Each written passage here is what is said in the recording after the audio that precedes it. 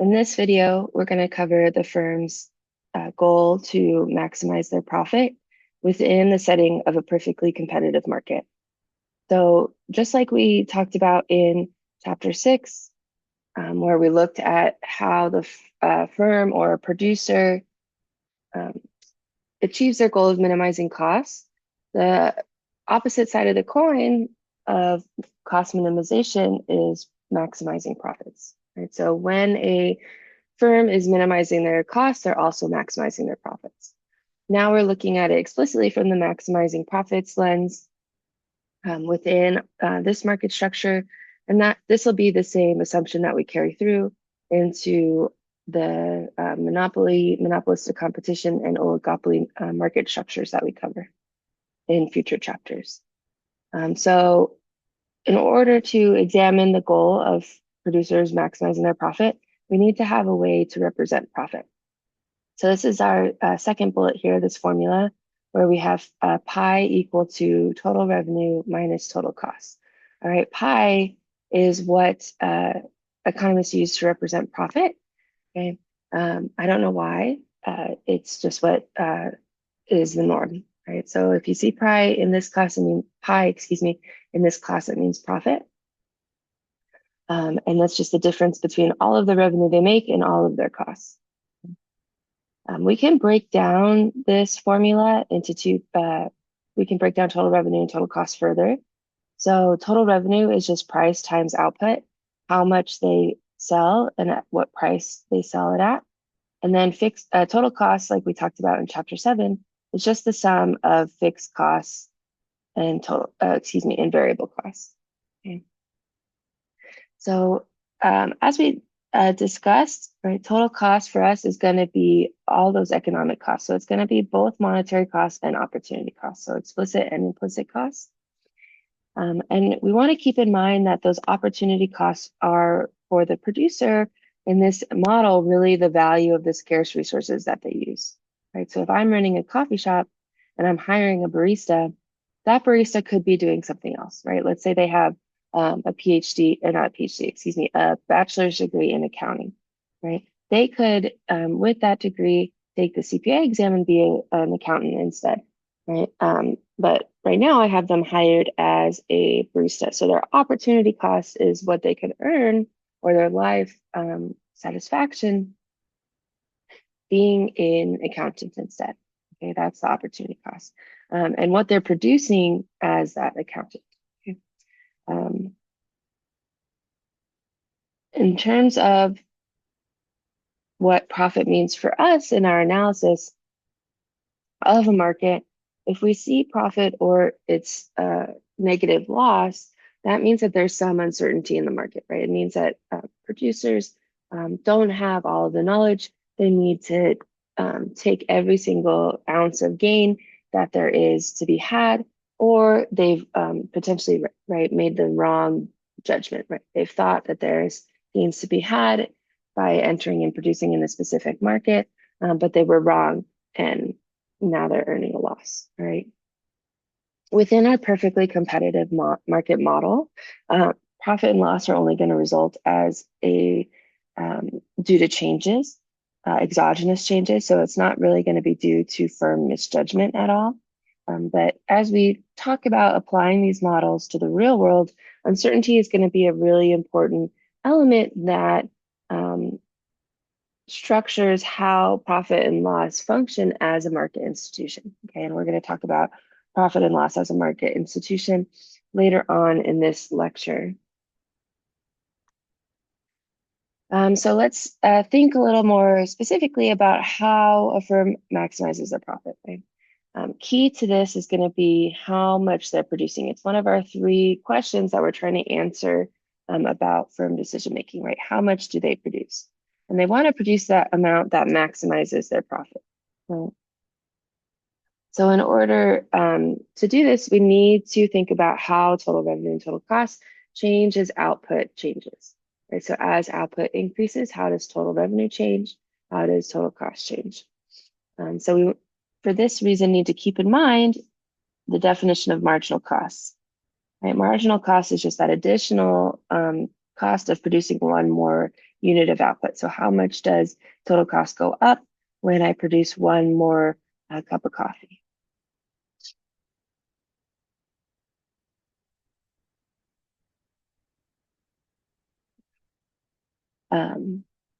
And then on the revenue side, we're going to introduce this idea of marginal revenue, right? So marginal revenue is just the additional revenue from selling one additional unit of output. So how much does my total earnings go up when I sell one more unit of coffee, one more cup of coffee? How does that impact how much I've earned for the day operating my coffee shop? From our market structure, we get this very specific relationship. So if we look at our marginal revenue equation, we have marginal revenue is the change in total revenue over the change in output. We can break total revenue into the change in price times quantity over the change in quantity. That lets us have price times the change in quantity over the change in quantity. This fraction is going to go to 1, and that leaves us with just the price. So we can rewrite this, oops, sorry about that. We can rewrite this relationship as just the marginal revenue equals the price in perfect competition, right? And we saw that with the firm's demand curve when we were looking at the graphs in the previous video. The firm's demand curve is exactly horizontal. It exactly equals that market price that's set by the market supply and demand. And so that price is giving us how much is added to my total revenue with each additional unit sold, right? It is exactly that price.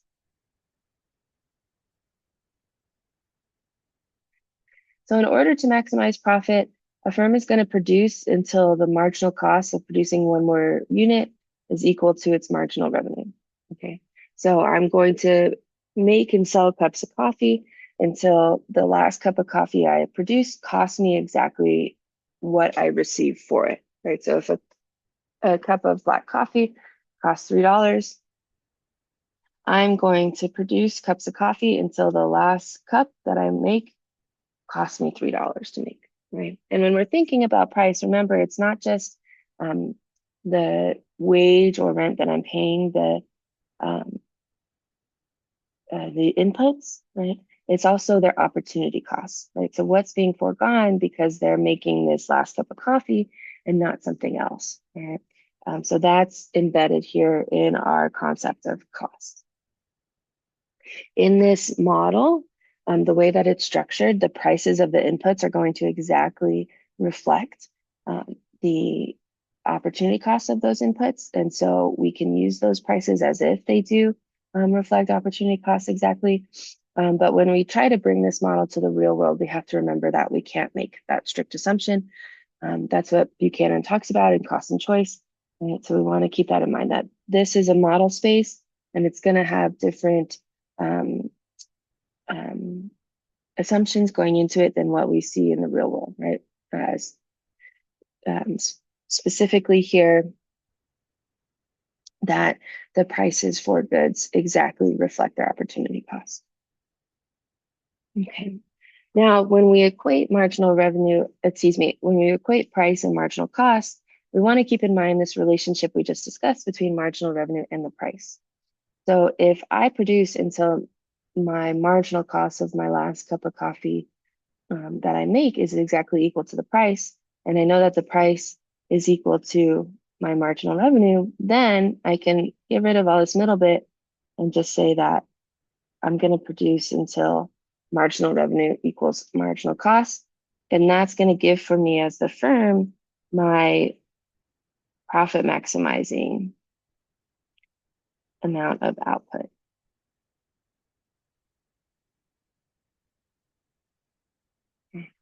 Remember, pi is profit. So what's going to happen if, say, marginal cost doesn't equal price, right? So in the case where marginal cost is below the price, a firm could increase their profit just by producing more, right? So if I'm producing coffee and I've stopped at a cup of coffee that costs me $2.50, really I should keep producing until I get that $3 cup, right? Because that's going to mean that I get extra returns, extra revenue that I'm otherwise just leaving on the table.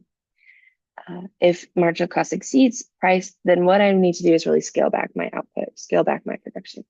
So I need to reduce how much I'm producing every day until I'm hitting that sweet spot of my last cup of coffee produced is exactly equal to the price. Okay, and we can see this relationship graphically, right? So our, the upward sloping red curve here is our marginal cost curve. Oh, I'm so sorry about that. It keeps moving. And our perfectly elastic blue curve is the demand curve, which is also our marginal revenue curve, right? And we just said that the firm's profit maximizing amount of output is going to be where those two values equal. So for our graph here, that's going to be Q1 star. Okay. We were just discussing what if marginal cost is below the price. So what if we're operating at Q3 star, right? Q star 3. You can see graphically that at that point, marginal cost is below the price, right? It's below marginal revenue. And that means that I'm leaving this whole area of revenue on the table, right? These additional cups of coffee between Q star 3 and Q star 1 cost me less to produce, right? As we can see, that marginal cost curve lies below the marginal revenue curve. It costs me less to produce than I would earn from selling them, right? So I really want to make sure I'm producing those additional cups of coffee.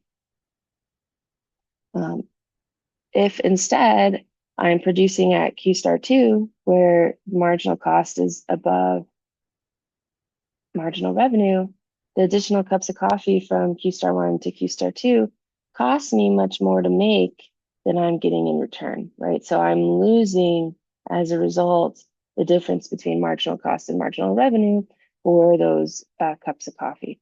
And so what I really want to do is decrease my output so that I'm not taking on those losses and really stay at that sweet spot where marginal cost equals marginal revenue.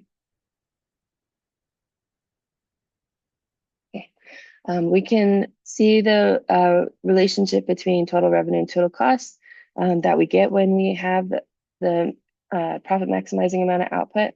So our total revenue curve is this linear upward sloping purple curve, and the total cost curve is the blue one that's also upward sloping but has a bit of a curve to it. And then the green curve at the bottom is showing profit. So it's showing how profit changes with output. And there's a point where it's at its maximum, right? This is going to be the point where marginal revenue equals marginal cost. And if we trace up to our total revenue and total cost curves, we can see that this is also the point where their slopes are equal.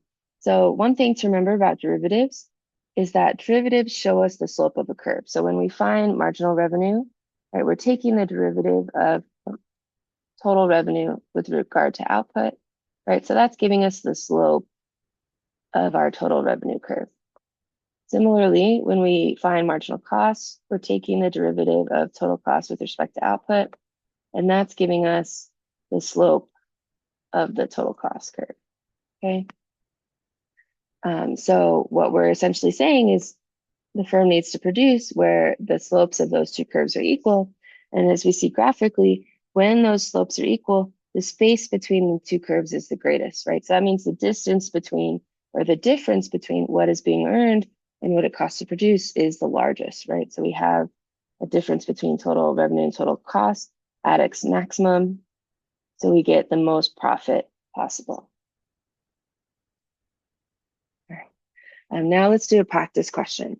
All right, so assume the market for oranges is perfectly competitive and the market equilibrium price for a pound of them is $3. So we have price equal to $3. We have Thomas, who is a orange grower with a short run total cost equal to quantity plus 0.025 times quantity squared, and a marginal cost equal to 1 plus 0.05 times quantity. How many pounds of oranges should Thomas harvest if he wants to maximize profits, right? So remember we just said that profits are maximized where marginal revenue equals marginal cost, and we know that the price equals marginal revenue. So we know that Thomas will maximize his profits where price equals marginal cost. Okay, so we just want to equate the two. So we have his price is $3 and his marginal cost of 1 plus 0.05 times quantity. Okay, and what we're going to do here is just solve for output. So we'll start by subtracting 1 from both sides. So we get 2 equal to 0.05 times quantity. Then we're just going to divide both sides by 0.05, and that will give us the amount of oranges, how many pounds of oranges will maximize Thomas's profits, right? So if we're dividing by 0.05, 2 divided by 0.05 is going to give us 40 equal to quantity. Okay, so that means then that our answer should be B, and that is correct.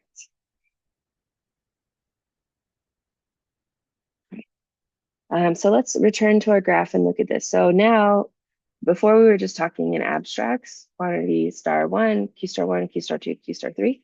But now we have actual values, right? So let's say our quantity star 1 for Thomas is 40 oranges. His Q star 3, let's say, is 30 oranges. And his Q star 2 is 80. Okay. So if Thomas is only producing 30 oranges, he's going to be leaving, right, this whole space of revenue, of earnings on the table, right? He's just leaving them on the sidewalk, not picking them up. And so he should produce these additional 10 oranges because they're going to cost him less to produce than what he receives from selling them. Right? If instead he's at 80 oranges right now, these additional 40 oranges are costing him a lot less to produce than he gets from selling them. So he's making this whole area of losses as a result. So what we want him to do is reduce how much he's making back to that point where at that 40th orange, it costs him just as much to make as he gets from selling it, right? Those $3 from selling it. We can transform our profit formula so that it gives us a really useful way to see profit graphically, okay? So I have the derivation written out here on the slide, but I'll do it as well again for you. So we start with profit equal to total revenue minus total costs, right? And we know that we can break total revenue and total cost down. So let's do that. So we'll have total revenue is price times quantity, and then total cost is fixed costs plus variable costs. Okay, so we have price times quantity minus parentheses fixed cost plus variable costs, close parentheses, and all that equals profit. All right. What we're going to do next is pull out this quantity variable, right? So if I pull that quantity variable out of both terms, we're going to have price minus fixed costs over Q plus variable costs over Q, all times quantity, right? And we know that fixed cost divided by output gives us average fixed cost, and variable cost over output gives us average variable costs. So we'll have profit equal to price minus average fixed costs plus average variable costs times quantity. Average fixed cost plus average variable cost is equal to average total cost. So we have now our transformed profit formula of price minus average total cost times output. All right. So this is going to be our secondary profit formula. It's listed here on the slide as well. And this is going to be a really important formula that we're actually going to use a lot more than the total revenue minus total cost one, okay? So please make sure to learn it, or it's going to help you quite a bit, okay? So like I said, the reason that this formula is useful is it lets us see graphically the profit that a firm is making. All right, so the length of profit will be Q, and the height is going to be the difference between price and average total cost. And so we're going to be able to find profit really easily just by calculating the area of a rectangle. So you can see that here on these graphs, right? So we're just comparing the price to average total costs. And that's going to show us the type of profit that the firm is making, if it's positive, negative, or zero, right? So starting on our leftmost graph here, graph A, where we have the firm earning profit. And at a glance, we can see this, right? The price line, whoops, sorry about that. The price line is above the average total cost curve at the amount of output produced. So that means if we go back to our profit formula, profit equal to price minus average total cost times output, that price is exceeding average total cost, which means that profit is going to be positive. Okay, and it's this rectangle here. Okay. At our middle graph here, we have price exactly equal to average total cost. So in our profit formula, price minus average total cost times quantity, if these are equal, that means that profit is going to exactly equal zero, right? If we have a price of 5 and average total cost of 5, 5 minus 5 is 0 times, so it doesn't matter how much is produced, the profit that the firm earns is going to be 0. And then in our third graph here, graph C, we have average total cost lying above the price line, meaning that the firm is going to be earning negative profits or a loss. So if we again look at our profit formula, we'll have profit equal to price minus average total cost. If price is less than average total cost, now we're going to have profit less than 0. Okay, so a loss. All right, and again, it's just that rectangle formed by the amount produced and the difference between average total cost and price. With that, that's going to end our coverage of the profit maximizing decision making by the firm. And in the next video, we'll look at the firm's shutdown decision again, this time using our perfectly competitive model.